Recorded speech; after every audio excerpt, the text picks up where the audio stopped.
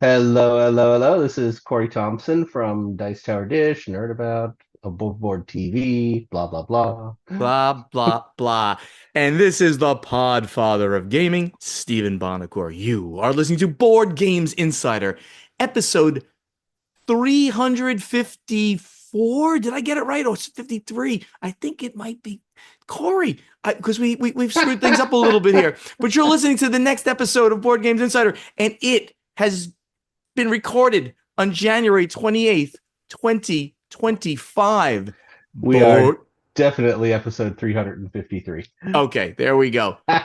Board Games Insider is proud to be powered by Board Game Geek. Corey, No, no, no. You just don't have the I gravitas I, for it. I It's don't, I Board Games oh, Insider, all right. Well, powered by Board Game Geek. there we go. Your voice is lower than mine. Maybe Thank we you. can do it. Thank All you. right, there you go. You're a professional voice actor. Hashtag not. All right. Corey, Thank you. we Thank have you.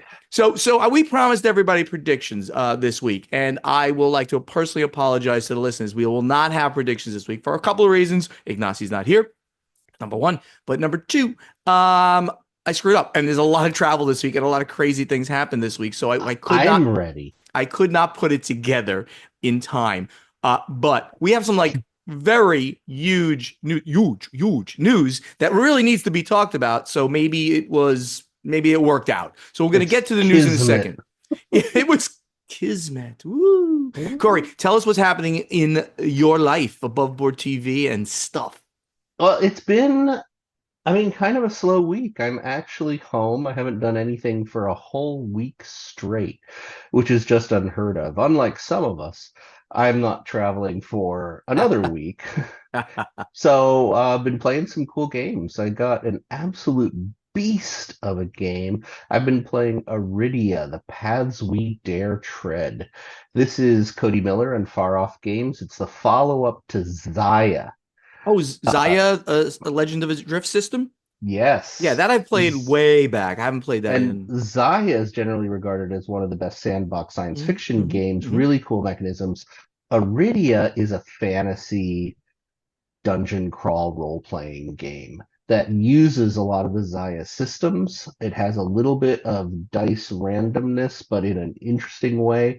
And it is all triple layer boards and inserted components, and the story is cool, the play is cool. I'm really impressed with it so far. It is a beast of a box. It is absolutely enormous. It gives all the other, Frosthaven, Gloomhaven, adventure tactics, the size of the box is just giving a run for money, but having a Really? very good time with it. Don't want to spoil anything, Yeah, yeah. but Sounds great. I never heard of it. there's a box of maps that's about this thick, hundreds of maps, and it'll tell you to put maps out and move your guys around. It comes with pre-painted miniatures, a separate box with short-bodied miniatures in case you want to be short, and tall-bodied miniatures. The heads come off the miniatures, so you Oh can my put on God. whatever head you want on the body. Oh my God. That sounds It is great. absolutely an incredible game so far. Then Phenomenal. I'm getting ready to have friends over to the Napa house next week. I'm going to have game designer Tam is coming over to the house. Ta- Tam is co-designer on Floristry and Monkey Palace, the Lego Tam game. without David? It's going to be Tam and his wife, but Uh, not David. it's David so Gordon funny. is the Yeah, longtime co-designer with Tam. yeah. Uh, They're they're great both guys. They're just they're just such nice guys. you see them running around conventions with the carry-on style luggage and rolling them through the convention floor because they've got like 10 prototypes in various stages to show people. Great guys. They're involved, or actually David is involved with Play to Z. Just throwing that out there. So Oh, I know, I know. And David will come to the house at some point, but this is going to be a nice little fun weekend of just playing around in Napa and playing games. very cool. So, yeah, what's going on in Yeah. your bald hotel room? So over here at the Podfather Gaming, yes, I'm in another hotel room. But before I talk about this hotel room, yesterday I left another hotel room, and I'd mentioned that I was in Virginia Beach, at Oh yeah. MarsCon as a guest of honor. They asked me to come up. Obviously one of the reasons the tie-in with terraforming Mars. I cannot stress enough, and I'm serious. Anybody who's hearing this, who's in that general area from Washington D.C., down to the, I don't know, into North Carolina, you really should check out MarsCon and other cons of this nature. This is not a gaming con per se. It's got a game Hmm. track. It's a sci-fi fan nerd con. Um, they were so welcoming, so much fun just to be Oh, around. that's amazing. 95% of the people had no idea who I was, which is just fine. But everybody says, "Oh, you're the gaming guest of honor. That's cool." And just wanted to talk and hear about things. I played games with all kinds of people, a couple of games of Terraforming Mars, taught newbies, which is great. One of the newbies won. They might have been coached a little, but that was great. I showed off the Play to Z games, several of those. We played Better Letters, we played King's Coalition, we played Kaleidos, all those from Play to Z games. Uh, Hmm. it was great, but you this was a throwback convention to the conventions I did during the late 80s, 90s into the 2000s in Maryland. So it's kind of close to that area. Conventions called Shore Leave, Farpoint, and October Trek. Now, two of those I don't believe are running anymore, but Shore Leave is like in its 50th year. And they're small-ish, 1,000. Shore Leave's gotten kind of big. It's probably a couple of thousand three. But they're fan run, and the biggest part of the whole thing is that you're going back to see friends, hang out, socialize, and maybe party with them. You know why I knew this con was going to be great from the moment I walked in? It's because as soon as I walked in and I met the guest liaison, she said to me, "By the way, every night, including tonight, which is before the convention. I got there on Thursday, started on Friday. You got to go to Captain Jack's room, 444. He throws a party every night." And I'm like, these are my people. So you're And saying you went to a convention where you were invited as a special guest of honor, they treated you well, and they invited you to a party. every night I went basically after dinner, right? I just found my so, yeah, and then you can go have a drink, say, "Hey, I'm gonna go do something," come back, and it went all night. And me, I'm at 11 o'clock or so, 11:30. Got good night, guys. Gonna go to bed. Too old for the rate. And then, by the way, they were all in my age range. They were all in their 40s. Most, I mean, there were young people there too, but 40s, Your age 50s, range is 60. 40s? No, I was saying they were from like the average person hanging out at that party was like from 40 to 60, that kind of big range. No, my That age means I'm range in is my higher. 30s. Yeah, my God, here we go. Anyway, please, if you're listening to this, big shout out to all the people who ran that kind of treated me so well. MarsCon, fantastic event. I am now in this pretty cool looking hotel room. This is it's a basic hotel room, but the backdrop kind of just It's very looks jazzy. it's jazzy is the right word because I am in Narlands. I'm in New Orleans. Um, at the QNC Hotel, and I'm at a gaming event, a private gaming event that a friend is throwing down here. Some industry people show up. I'll be here for a week. But the crazy thing is, about half the people have not been able to get here on time because a major weather event in the South.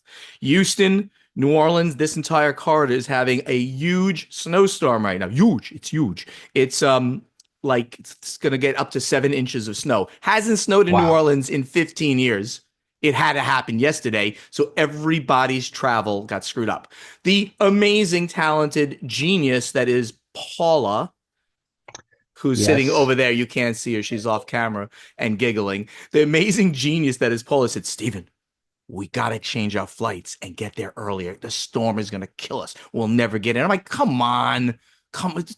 Don't worry about it. It'll be fine. She goes, "No, we had to stay in an airport overnight last year. We got to go." And I'm like, fine. I ended up getting up at 4 a.m. Uh, in Virginia Beach to get to the airport, which was Norfolk. Technically, they're right next to each other. To fly through Houston to get here. And Paula she was coming from Florida, and she did another route to get here. And we got here early yesterday, and most of the people have not been able to show up yet. And some have just canceled. They just canceled. We're not can't come. Some of Wow. The Canadians aren't making it because They don't deal with snow well. they have zero ways of dealing with snow It's true. in the South, and it doesn't snow here. So why would you have snow plows anyway? So that's it. But it's going to be a fun week. The only other thing I'm going to mention about gaming events, I'm going to be home from after next Monday through like the Gamma trade show. I think would be the next thing Gamma Expo Mm. that I'm probably going to. I haven't committed, and then Dice Tower West. But Joey Evans from the Dice Tower throws an event. It's Super Bowl weekend, so it's gonna be hard for me to get to over in Fort Myers, Florida. So if you're in that area, the Gulf side of Florida, South, think about going. I don't have the links for it, but if you go on to any of the Dice Tower sites, it's a private thing. It's a non-Dice Tower event, but all the Dice Tower people show up, and it's great. And Joey's just an amazing guy. All right, we went a little long there with what's happening in our lives. We got big news here. Let's get to the event deck. Corey, it was fairly earth-shattering news in the This came out industry. of nowhere. It kind of came out of nowhere, though there were certain scribbles. We won't say writing on the wall. There were scribbles that people were Hmm. of things, underlying things. You want to Well, tell us what this crazy thing let's is? not tease any We're longer. So, teasing everybody. Diamond Comic Distributors has filed for reorganization under Chapter 11 bankruptcy. Uh, so this is a huge piece of news. We might be sitting here going, well, this is a comic book distributor. We don't know anything about that. No, What no, is no. No, Diamond fully owns Alliance Distribution. That is right. And Alliance is a major distributor within the board game industry. So we're losing a huge component of our convoluted and broken Yeah. system of Yeah. getting games to people. Yeah. So what we used to say, and for people longtime listeners, they've heard this statement, the big five in North American distribution. And that has always been Alliance, ACD, GTS, PhD, and Southern Hobby. Now, Yeah, over the course of the last 5 to 10 years, it's kind of contracted a bit. And of course, Asmodee North America has doing their become own obviously distribution. Yeah, doing their own distribution of their own games and become a major player. And they do distribute a few other people, but mostly, of yeah. course, it's them. So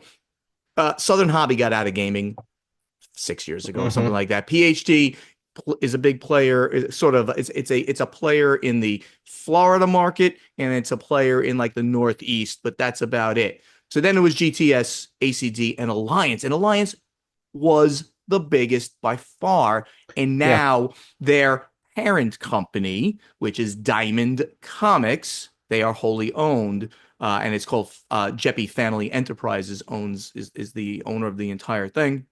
They have declared bankruptcy. Do you want to take us through the news story because some of the details are actually yeah. really And good? this all comes off of ICD2.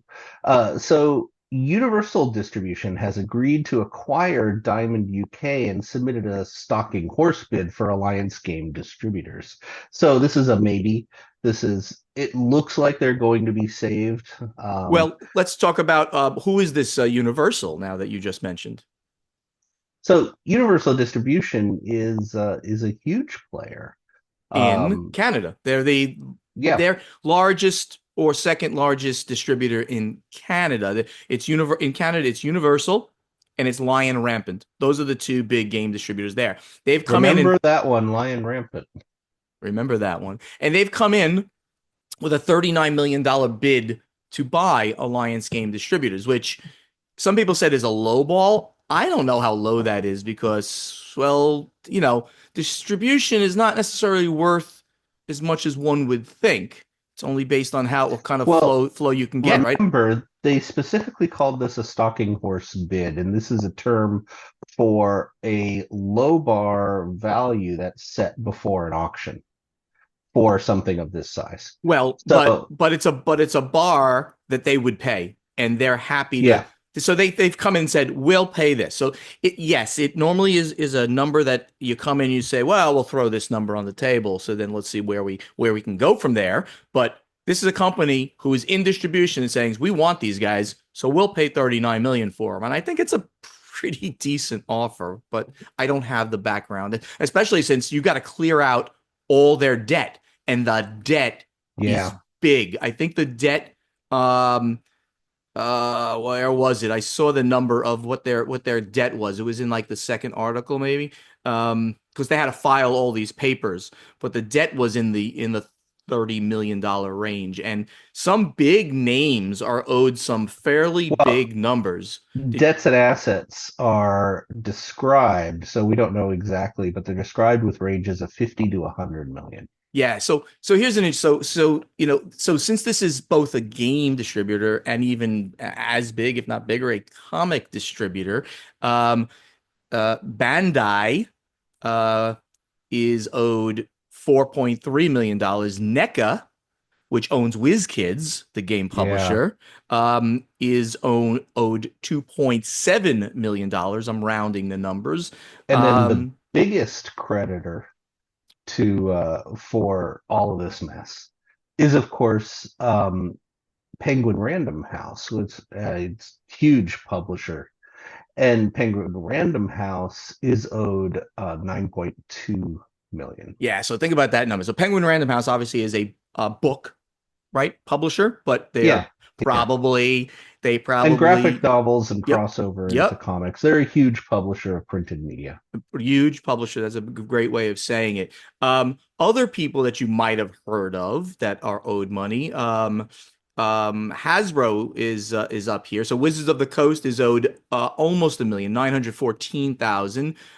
Parent company Hasbro itself is owed 1.1 million. Catalyst Games, a small, I mean, air quote. I mean, they're a major player in hobby gaming and in role playing and things. They're owed $400,000. So this is not insignificant kinds of money to smaller players. $1 million to Hasbro or Wizards of the Coast. Catalyst 400,000. I feel very bad for some of my friends over there. Yeah, the list goes on and on of people that Diamond owes. There's Bandai, there's Beast Kingdom, there's Funko, Super 7. The list goes on and on with hundreds of thousands in the small change list. Right, right, right. Um, So there was also an interesting article that was written on ICV2 by Rob Salkowitz, who does a lot of analysis articles and stuff like that. He can do deeper dives because he'll write a very long article on the platform if you want to go really deeply into this. He called it a few things. He called it a perfect storm because we had 9/11, we had a lot of the comic book publishers taking their stuff away from Diamond over the last few years for various reasons. Um, there was just the changes in the market that have happened that, as Corey implied, we have kind of a weird broken system in a lot of ways Yeah. here. So that's a problem. And Well, the he's analysis that Rob was doing is mostly from the direction of Diamond's role in comic distribution, right. where Diamond was considered generally a monopoly on distribution of comics. So the big question coming out of this is what's going to happen to comic book Mhm. distribution, because there's nobody else playing in that game right now. Right, right, right. And and from the business side, he mentions, and this is something everybody should understand. They've declared what's called Chapter 11 bankruptcy, which is different than Chapter 13 bankruptcy. The difference is when you declare Chapter 13 bankruptcy, you're saying we are closing the doors. We got to sell off the assets to pay people what we can pay them, and then we're gone. Chapter 11 means we are reorganizing. Mhm. The creditors have to legally cannot demand the money now. They have to wait, they reorganize, and then they pay out based on some formula that they have. You're supposed to pay it all back, and they should hopefully pay it all back, but they are going to try to come back from this. And I would say there's a good chance that they do. Certainly, if some body comes in, like Universal, who mentioned it, Yeah.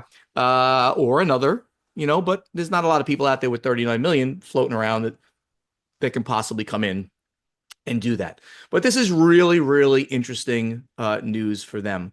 And it actually got a little worse this week too, because maybe because of this, or in addition to this, Image Comics, which is, I don't know, what you call them, maybe I fourth call them largest. number three Yeah, I think they're like number three. Image Comics number three. after like Marvel DC, which really kind of rule. Right, Then you've exactly. got the indies and Dark Horse. Image is kind of the king of the indies. Yeah, yep.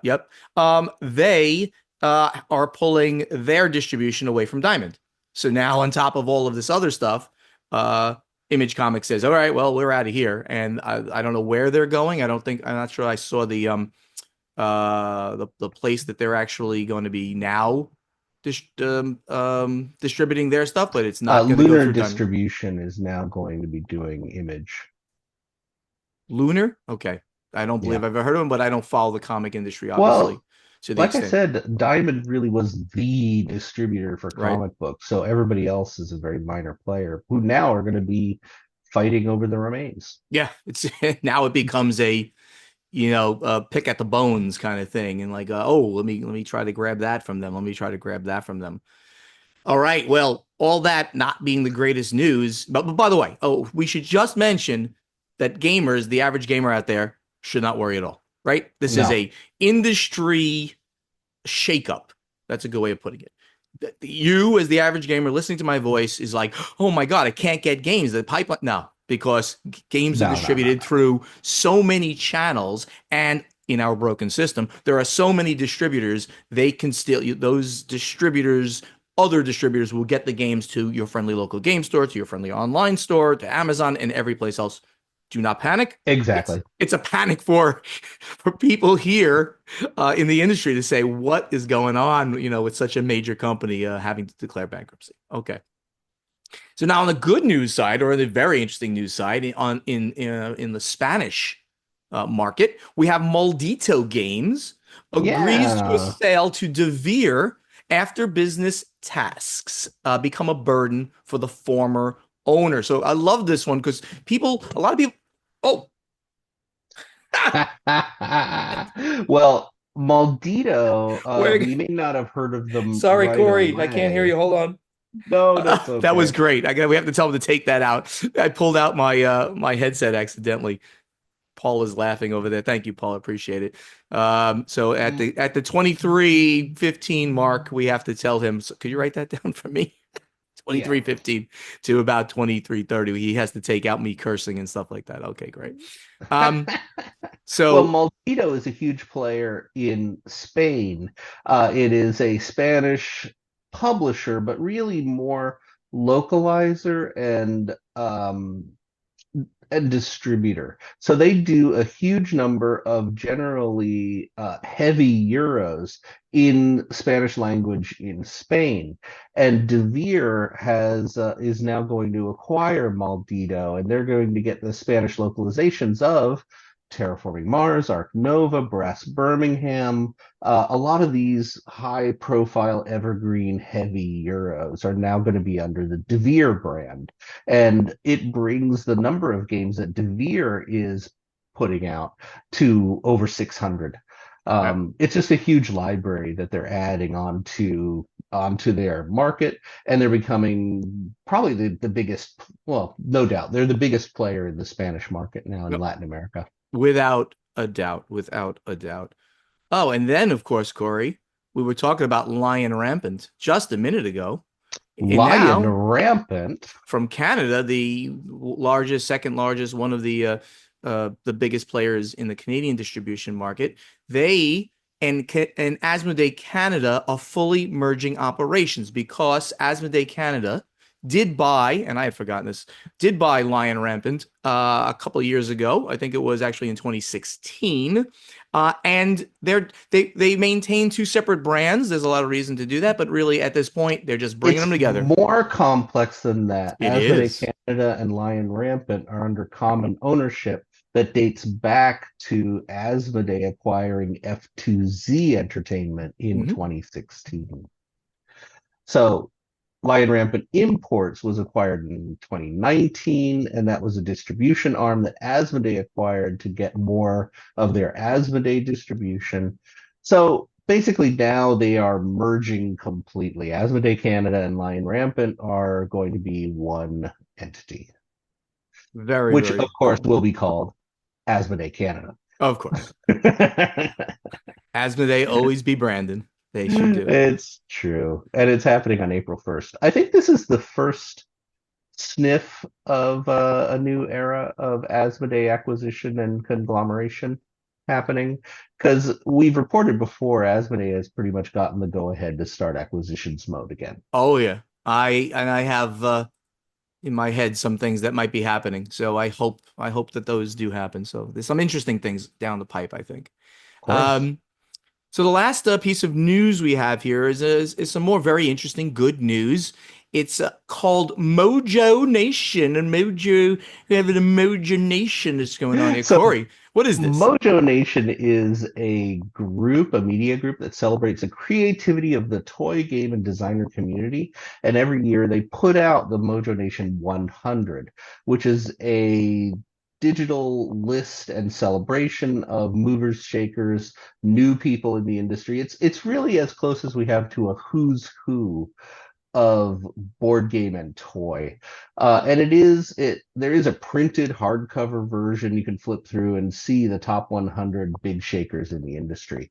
So the Mojo Nation 100 was just released digitally, and it has a lot of good friends and names in there. Congratulations to everybody on the Of Mojo course. 100. But just also want to shout out friends of the channel who are in there. Tanya Thompson from Oh yeah. Hasbro, David Gordon and Tam, who we talked about before, who really are on fire with design. Daniel Reynolds, Danielle who Reynolds, darling, is up she's and great. coming designer. Hmm. Scott Brady, the Scott, designer of Boop. Daryl Andrews, oh super yeah, good friend, designer awesome. of Sagrada and hundreds of others. Eric Lang is on the list. Definitely done some really important things lately with his moves through Hasbro. Certainly has. And Tony Cerbriani, who basically runs the day-to-day at the op. So That congratulations to all these, definitely super important people within the industry. that is just awesome. So it's great that there's a group out there that does that recognition. Uh, and this is a designer only. Is that correct, Corey? Designer only in different categories. It's a little vaguer than that. Okay. So there's owners of companies, Oh, okay. there's owners of um, groups that consult, things like that, and it covers both toy and Ah, board game. very cool. Very cool. Well, that's the news for the week, everybody. We need to go over to strategy and tactics. All right, over here where you ask us some questions, we have Pedro Kerouac from Portugal. He's asking us a couple of questions for the three of you, but sorry. As players, do you enjoy Christmas themed games? If so, which ones are your favorites? That's fairly close to being, we're fairly close to the Christmas season. We've passed it, obviously. And this question may be, oh no, this is actually a relatively recent. I Oh, was yeah. thinking that this was a question about last year's Christmas. No, no, no. Remember, all the questions that we're getting now are recent. So if you ask us questions, which you should be doing in the guild, we're going to take it pretty Yeah, soon. So, do you enjoy Christmas themed games, Corey? Is there any out there that you like? honestly, most of the Christmas themes games I've played have been fine. There's Santa's Workshop, which recently got a redo from Elf Creek. There's Santa's Bag, which is more of a children's game. There's the one decorating a Christmas tree tile laying game. So I've played a number of Christmas oriented games. Christmas has never been a huge thing for me. I was raised, kind of without a lot of religious background at all. So Christmas doesn't have the religious impact on me that it might Hmm. have with others. And as a holiday, it's fine. It's never been a huge one for me. So the theme itself doesn't draw me to the games, and the games I've played with a Christmas theme are fine. Right. So I don't believe I've ever played one except for the one from the Grand Gamers Guild, and that's our good friend, very good friend of the show, Mark Spector, Oh, runs that company. He's you're got talking the 18 card mini he's escape room game he's got series? like The Seven, I Holiday believe. Hijinks series. The Yeah. No, Holiday there's Hijinks series. No I more than think there's more. I think there's ah. more than Well, seven. the And they're answer super well done. the answer So, is there's a lot of them, and there's one for every holiday. So I highly recommend. It's a big shout out including to your Mark. birthday. It's called, one's called Your Birthday. Yeah, it's anybody's birthday, but I'm That's going to really cute. specifically think that it's my It's birthday. my birthday that Mark did it for me, without a doubt. But check that out. I don't remember the name of the Christmas one. It's the Kringle Caper. There you go. Yeah, the Boom. It Kringle just Caper. That's it. So check that out. Go Grand Gamers Guild, the Holiday Hijinks series, Kringle Caper. So that's the one I would recommend, Pedro, or anybody else. What do I you think can't about the? believe I can't believe I forgot about the I Holiday got you. Hijinks I series. got you. What do you think about print and play games? The print and play crowdfunding phenomena. I explain. Many games are being launched on crowdfunding platforms only in PDF form for a very cheap price, like 3, 4, 5 euro, Yeah. with huge success. Do you believe the shelf space problem is creating space for this new niche? Niche? I say I don't. I don't think it's driven by shelf space, Okay. but I think it is a fantastic way to go. Um, the state of computers and printers and everything like that, almost anybody can print a high quality print and enough to play a game that's enjoyable, especially roll and writes. And I've been fascinated for a few years now with the Kickstarter market on print and play roll and writes, and they've been exceedingly good games. So I think it's a fantastic market. Yeah. I have never backed one of these, but I think it's based on price. You know what? If you can get Mhm. a whole bunch of games for, a total of like 20 euro, you get like whatever, 4 or 5 games. That's kind of cool. You don't like it? You didn't have much of an investment. You can literally just give it to somebody else, right? Because it's a PDF, throw it out, whatever you want to do. Very interesting question. Adam Mashad, I he's just a, want to throw out real yeah, quick there are 12 holiday hijinks games. 12. And the Wow. 12th one, which I don't think has released yet, is another Christmas one. It's the Krampus caper. Nice. Way to go, Grand Gamers Guild and our good friend Mark Spector. Adam Mashad, he's a writer, something like that. We often hear, good guy, we often hear folks in the industry talk about how they were always gaming. But I'm always curious about the moment people either hit the tipping point or become self-aware of their gamerhood. I know the exact moment I fell down the rabbit hole. I was invited over for nachos, and ended up playing Game of Thrones, the board game. Was there a moment when you realized you were a gamer? Huh. I Wow. mean, that's really hard. I mean, I'll start. We've mentioned how we've been gaming our whole entire lives, and I've just always liked it since I was a kid. But I guess maybe we can talk about the hobby, I guess. And Mm. I think it simply was that I was finding like these little games. It was in the beginning of the Catan era, and I certainly found that one. But I was finding these little card games, and I was just bringing them to various places. Like we'd go on camping trips, I'd bring it. We'd go on paintball trips, spend the weekend playing paintball and partying a lot, just bring these small games and just get everybody into it. These light Steve Jackson Yeah. style type games where lots of take that, lots of this kind, but they were just things to pass some time while you're enjoying a beverage. And that would have been in the Yeah. early mid 90s. I totally remember picking up some of the really heavy 3M bookshelf games when I was in high school in the early to mid 80s. And I remember Gunslinger, uh, Freedom in the Galaxy, the clamshell TSR, like Pleasantville. They've come to Pleasantville. Um, and the big moment for me was realizing that there was an entire market of games that nobody else had ever heard of in these specialized stores that were really hard for me to get to. And there was a game store in the Woodbridge Mall in New Jersey. Oh, the Woodbridge Mall, baby. And I never got to go until I got my driver's license. I would beg and plead friends and relatives who could drive to take me to the Woodbridge Mall. And that moment of realization that there was a market of new, different, weird things that weren't anywhere else. That really was my epiphany moment. So probably right around 83, 84. There you go. Very cool. We're going to skip the next one from Adam because it'd be better if Ignacio's here for this one. We'll get down to friend of the show, Eric Langenbach from Sweden at Laganus. By now, there probably will have been lost in the mists of time. But Trench Crusade, a miniature skirmish war game, recently pulled $3.3 million in Kickstarter without, as far as anyone can tell, spending a lot on ads. Nobody has Yeah, seen any Facebook ads. Ignacy was really big on this. Ignacy added this story to our list, and both you and I went, "Oh, what is this story out of nowhere?" And it was just amazing how well this role playing Kickstarter went, just purely from the quality Mi of the work. miniatures, I'm skirmish. sorry, miniature skirmish. Yeah. So he asks, what is the best way to get the word out about your games these days?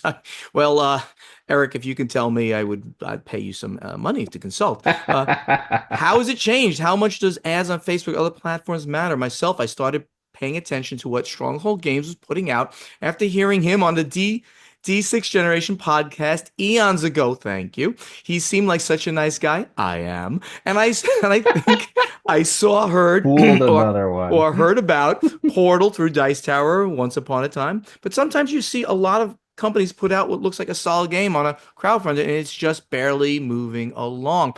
Eric, it's literally the 3 million, 10 million. It's the big question. How do you get how do you get out above the noise? I started early enough in my career here that I did exactly what you did, right? I got out on all the podcasts and everybody was listening. If you needed more content and you wanted people to tell you like, whoa, what to look at and stuff, you will go into podcasts, not YouTube, right? The format of video was not a thing then in the 2010 era. It was just starting. So I just got myself out there. That was the way I did it. BGG ads, they don't really work great. Facebook ads work better.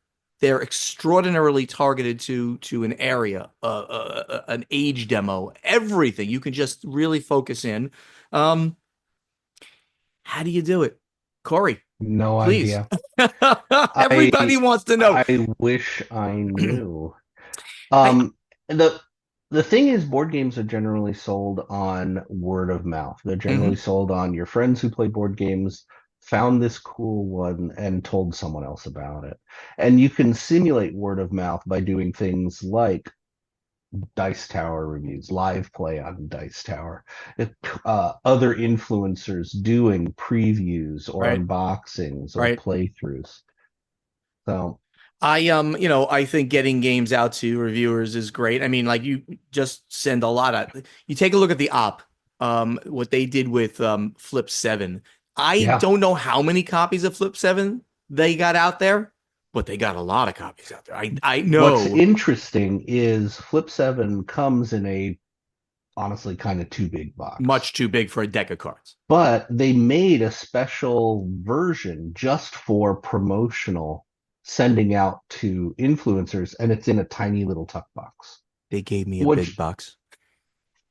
I have the big box. I don't know why I got the big box, but other people got just like a tuck box. But yeah, the promotional tuck box I see all over the place, which just speaks to how many of them they sent out. yeah, they did. So it's really a combination. I personally think that theme is huge. And if you can come up with new, interesting themes that speak to people. I mean, Terraforming Mars, I've talked about this 1,000 times, hit so big, not only because it was a great game, but because Mars was really in the zeitgeist of everybody at the time that came in 2016 with The Martian coming out and SpaceX is talking about going to Mars. And so it just was a thing. So thanks for that. Adam C., designer, he's at SETI. Follow up to episode 341-ish. My favorite way to determine first player is to first assign starting resources, then use that to determine first player. This system is used in games like Alhambra, starting money determines first player, or Thunder Road Vendetta, initial roll. Now for the question. How could Steven forget about this, since it's in one of his and my favorite games? I don't Yeah. understand. What is he saying? I forgot that Thunder Road Vendetta is about the initial roll. Is that what it is? Is that what he's Oh, saying? forgot to mention these other baked in ways. And thinking back on this when I was reading this question, like my favorite way to pick first player is when there is some component in the box, like a reference card or a player board, and secretly one of them is marked. So I know Captain Flip and several others, you pass out the boards, and if Ah, if the board has the little mark on it, you're first player. And there's games where everybody gets a reference card, and whoever gets a reference card with the little mark on it, you're the first player. yeah, that's interesting. Just baked right into the game. Yeah, that's interesting. King's Coalition, well, I played a Z, has the reference cards. One of them has a little mark on it, shuffle them, deal them out. That player becomes first player. I don't know. I don't think you need any of this. We're gamers. We probably have a die near us. We probably have the app on a phone that says start player. There's a But lot we're of ways. gamers, we anal retentively follow rules. Yeah, well, yeah, If it some. doesn't say what to do for first player, we agonize. So I made up the first player for Terraforming Mars over the weekend when I was playing it at MarsCon twice. I said, all right, first player is the last player that was on Mars. Anyone? Anyone? Okay. The last player that was on the moon in space. Last player that went to the Kennedy Space Center. Somebody said, oh, I went to the Huntsville Space Center. I'm like, you're the first player. Done. So I made it up on the fly. All right, Corey. I think we need to move on. Let's get over to Yep. playtesting. All right, Corey, last week you gave us a very cool question. What was it? I did. All of my questions are very cool. Yeah, well, okay, maybe. So this is really an extension of another question that we did. This question is, when playing games with small children, should you let them win? Or should you play not completely optimally to give them a fighting chance? Or the complete opposite of this, in somewhat of a life lesson, should you just play all out to win as you would with any other gamer? Teach them how to lose. There are some very, very, very funny answers in here. I'm going to take the funny ones while you look for the ones that kind of answer. I So, love all these answers, man. good buddy Bill Bricker, artist, Stronghold Games still, he says, I don't let them win. They just do. So, so Bill Bill always says he's not the smartest guy on the planet, and everybody always beats him. Very interesting. Thank you, Bill. Yeah. Nick Um, Shaw, I really like Nick Shaw's answer. I don't let them win, but I do often use the opportunity to try weird and wacky strategies to see which allow me to pull off a decent win. I do also give my kids strategy advice when they're playing, especially for more complex games. So this is kind of what I do if I'm playing with small children, especially. I will try out strange things, which more often will make me lose, but it's a fun exploratory way to play. Very cool. And it gives them a little more of a chance. Adrian Patterson, he says, to paraphrase a barbarian game player, you should crush your enemies, see them driven before you, and hear the lamentations of the children. I love it. Thank you, Adrian, for that one. What do you got? I got So, Aaron. I'm taking the funny ones. Aaron Pope. He says there are many great responses here that hit the nuances of this topic, so I won't belabor those points. I'll just add this anecdote. I asked my 5-year-old, "Hey, when we play games, is it okay if I win sometimes?" His response, "Daddy, you know that when I lose, my sad tears come out, so you should probably be careful."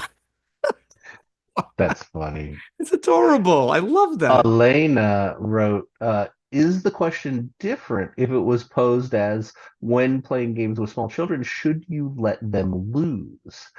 Maybe there's more value in losing. There's an opportunity to learn humility, to be interested in taking on challenges so that you can have fun without winning.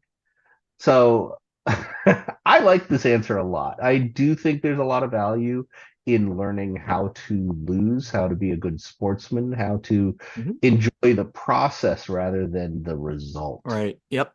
I'll take one more here from Tommy Kerbo. When I play games with kids, I try to teach them that games are one, fun, two, social, and three, opportunities to do your best. I focus on their experience in the game, so it will be positive, hoping this will plant the seed for desire to play more games.